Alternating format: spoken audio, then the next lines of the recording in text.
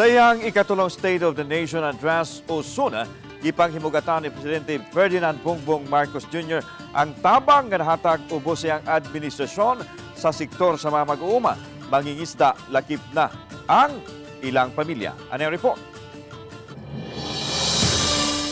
Gibantayan o gipangandaman sa administrasyon ang grabing pag-uwan. Mukapin sa 5,500 flood control projects ang nahuman na ug aduna pay ubang mga kasamtangang gibuhat sa tibuok nasod. Sa nakalbayng duha ka tuig, milambo matud pa sa presidente ang nagkadaiyang infrastruktura. Usa na niini ang sektor sa power ug ang estado sa internet services dinhi sa nasod.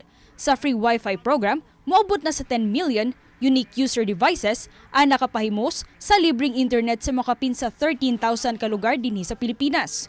Ubos sa nationwide internet infrastructure development, nahuman na ang Phase 1 sa National Fiber Backbone o gisugda na usab ang Phase 2 o Phase 3 sa naisgutang proyekto nga napanglantawan nga mahuman sa 2026. As of 2022, only 77% or 20.6 million households were connected to the internet. This is much too low. Together with our private sector partners, we will efficiently harness the concept of common towers to provide connectivity to Filipinos who are at the far end of the last mile.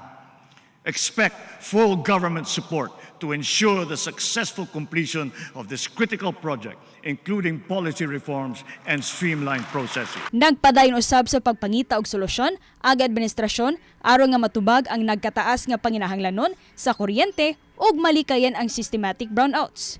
Usa sa sulbad ang microgrid ug off-grid system ug mga missionary small power utilities. Sa Visayas, kompleto na ang tanang stages sa Cebu, Negros, Panay Backbone Project.